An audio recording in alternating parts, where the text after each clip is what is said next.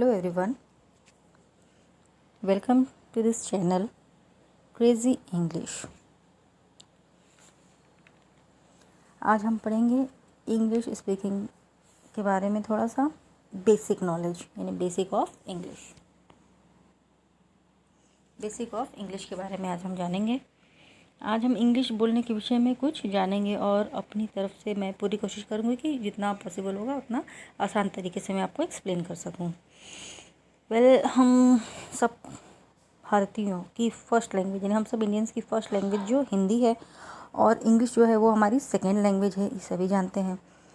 तो ज़्यादातर लोग चाहते हैं इंग्लिश अच्छे से बोलना, लेकिन सबके लिए ये पॉसिबल नहीं होता है। बहुत से लोग ऐसे लिख लेते हैं, समझ सकते हैं, but they are not able to speak. तो बोलने के लिए थोड़े थोड़े टिप्स, कुछ नॉर्मल चीज़ें, कुछ बेसिक चीज़ें हैं, वो जानना ज़रूरी है, जिससे संबंधित हमारा आज का ये वीडियो है। तो इसको सीखने के लिए हम चाहे कितना भी ग्रामर की प्रैक्टिस कर लें, बुक्स पढ़ लें, और इसके अलावा बहुत से लोग हैं जो कहते हैं कि टेंस की प्रैक्टिस कर लेने से हम अच्छे से सही तरीके से यानी प्रॉपर वे से हम इंग्लिश बोल पाते हैं, बोलना सीख लेंगे। लेकिन ये पॉसिबल नहीं होता है। हम भले बहुत से हज़ारों वर्ड्स की वोकैबुलरी प्रैक्टिस कर लें, लेकिन इन वर्ड्स का जब तक हम सही तरीके से उपयोग नहीं करते हैं तब तक इंग्लिश बोलना पॉसिबल नहीं है। कोई भी व्यक्ति जो इंग्लिश बोलना चाहता है वो सोचता है कि हम सही प्रकार से बोलें, ना कि वो अपना मजाक बनाना चाहता है। कोई भी सोचता है ना कि जब हम बोल रहे हैं इंग्लिश तो हमारा मजाक ना बने। अक्सर करके देखा जाता है बहुत से लोग नहीं आता है फिर भी बोलते हैं और उनका मजाक बना दिया जाता है। तो कोई अपनी तरफ से ये नहीं चाहता है कि हम कुछ बोलें और हमारा मजाक बने। तो इंग्लिश बोलने के लिए कुछ इंग्लिश के बेसिक जानना बहुत ज़रूरी है। Okay, but the most important thing is confidence and patience. So slowly and with confidence start your speaking process. आज का जो चैप्टर है वो बिल्कुल माइनर चीज़ से हमने स्टार्ट किया गया, यानी कि बिल्कुल ABCD से स्टार्ट करते हुए जाना जाएगा। यहाँ देखिए क्या है। सबसे पहली चीज़ तो है किसी भी चीज़ का नॉलेज एक्वायर करने के लिए, कोई भी चीज़ की जानकारी लेने के लिए, ज्ञान प्राप्त करने के लिए listening, speaking, reading and writing, ये 4 चीज़ें सबसे इम्पॉर्टेंट हैं। अब देखिए यहाँ सबसे पहले हम देखते हैं बेसिक में अल्फ़ाबेट्स के बारे में। देखिए क्या दिया है। अल्फ़ाबेट्स के बारे में दे रहा है कि अल्फ़ाबेट्स जो होते हैं A से Z होते हैं। A to Z टोटल कितने अल्फ़ाबेट्स होते हैं? अल्फ़ाबेट्स होते हैं 26, और इन 26 में जो होते हैं ये टोटल 26 लेटर्स होते हैं। अल्फ़ाबेट का एक एक, जैसे A ये एक लेटर हो गया, B दूसरा लेटर हो गया, इस तरह से ये एक एक लेटर जो है ये मिलकर टोटल 26 लेटर्स का अल्फ़ाबेट बनता है। और इन 26 लेटर्स के अल्फ़ाबेट्स में दो भाग को इन्हें बांटा गया है, 2 भाग में बांटा गया है, वॉवेल्स में और कॉन्सोनेंट्स में। तो वॉवेल्स जो हैं इसमें 5 हैं, AEIOU। वॉवेल्स होते हैं स्वर। जैसे हिंदी में आपने जाना स्वर और व्यंजन होते हैं, ऐसे हमारे इंग्लिश अल्फ़ाबेट में स्वर को वॉवेल्स कहते हैं और व्यंजन को कॉन्सोनेंट्स कहते हैं। तो स्वर जो हैं इंग्लिश अल्फ़ाबेट में ये 5 वॉवेल्स हैं, AEIOU। तो ये 5 वॉवेल्स हैं। और कॉन्सोनेंट्स में क्या है? एक्सेप्ट वॉवेल्स, यानी सारे अल्फ़ाबेट्स में से 26 लेटर्स में से हम ये 5 अगर अलग कर देते हैं तो जितना बचता है 21 बचेगा। तो ये 21 जो है ये हमारे कॉन्सोनेंट्स हो जाते हैं। ओके, अब इन वॉवेल्स और कॉन्सोनेंट्स को जब मिला देंगे तो 26 लेटर्स हो जाएंगे। ये तो माइनर चीज़ें सभी जानते हैं। नेक्स्ट देखिए वर्ड्स होते हैं शब्द। वर्ड्स कैसे बनते हैं? जैसे पहला है बुक लिखा हुआ है, तो बुक में कितने लेटर्स हैं? एक है B, फिर O, फिर O, फिर K। तो यहाँ 4 लेटर्स से एक वर्ड बना है। टॉय में 3 लेटर्स हैं। हाउस में 5 लेटर्स को मिलाकर एक वर्ड हाउस बना है। और इसी तरह फ्रेंड में 6 लेटर्स को जोड़कर एक वर्ड बना है। तो लेटर्स को जोड़ के वर्ड्स बनाए जाते हैं। इसके बाद आ जाता है फ्रेज़। आप देखिए फ्रेज़ क्या है। फ्रेज़ होते हैं शब्दों के समूह, जिनको वाक्यांश भी कहा जाता है। ठीक है, इनको वाक्यांश भी कहा जाता है। ये शब्दों के समूह होते हैं। क्या दिया है? A group of words that are used to use together और a phrase does not contain a full verb. इसके एग्जाम्पल्स भी देखिए यहाँ दिए गए हैं। Let me take it like this. Okay, देखिए फ्रेज होता है वाक्यांश। वाक्यांश क्या होता है? शब्दों का वह समूह है ये जिसका भाव तो होता है पर जिसमें पूर्ण भाव व्यक्त नहीं होता है।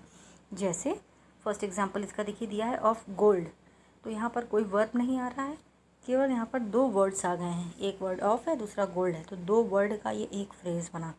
इन द ईस्ट 3 वर्ड्स को मिला के एक फ्रेज बन गया। ऑन अ वॉल 3 वर्ड्स को मिलाकर एक फ्रेज बना है।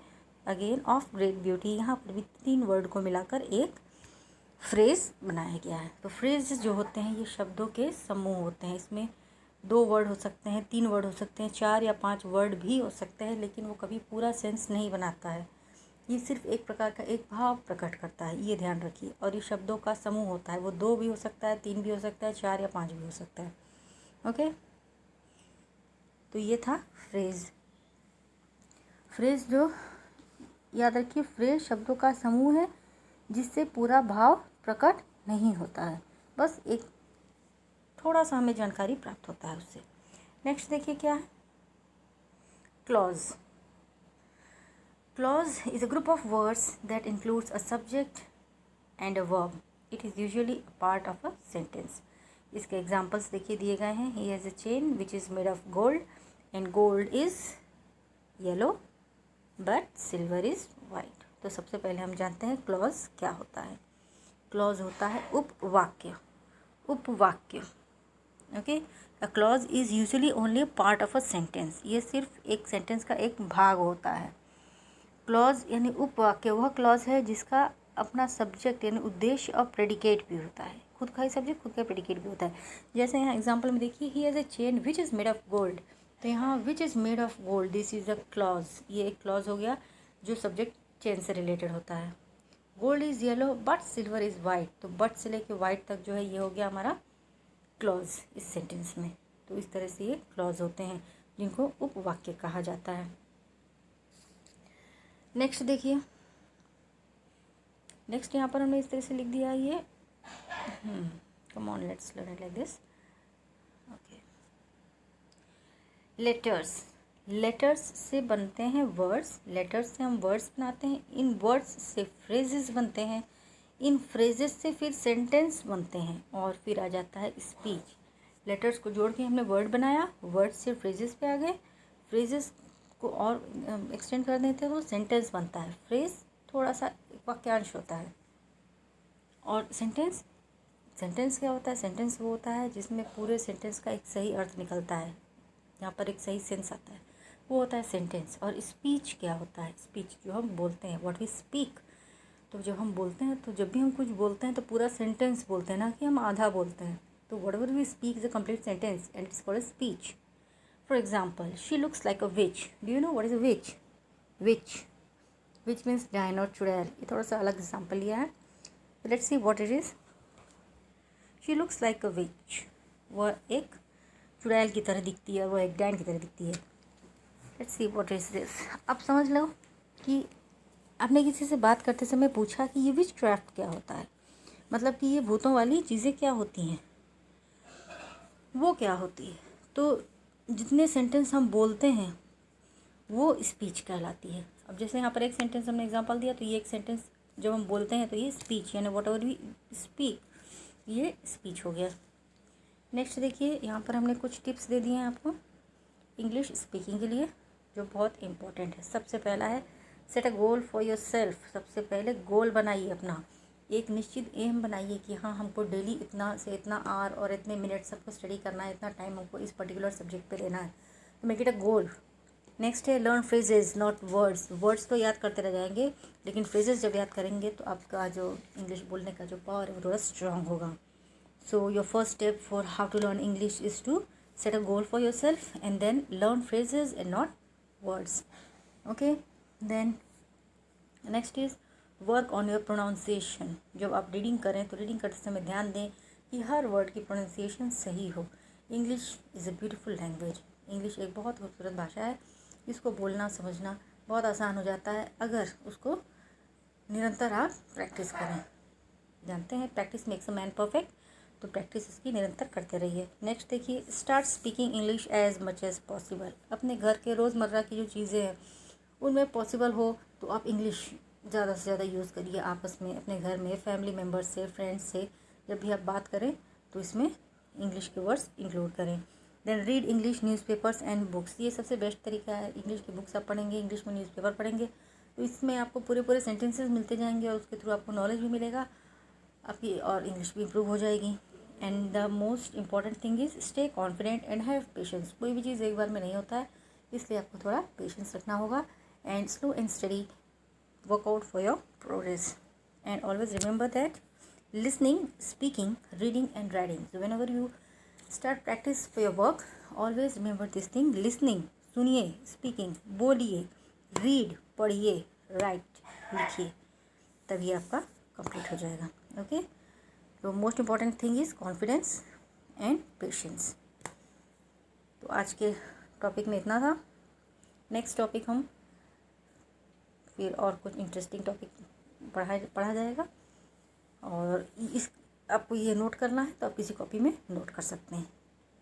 होप कि आपको बेसिक्स ऑफ इंग्लिश समझ में आ गई होगी। हम अगले वीडियोस में भी कुछ और ऐसी इंटरेस्टिंग नॉलेज आपको देंगे जिससे कि आपकी इंग्लिश इम्प्रूव हो, या कुछ और इंटरेस्टिंग टॉपिक्स लाएंगे जिससे आपको इंग्लिश पढ़ने में और आसानी हो।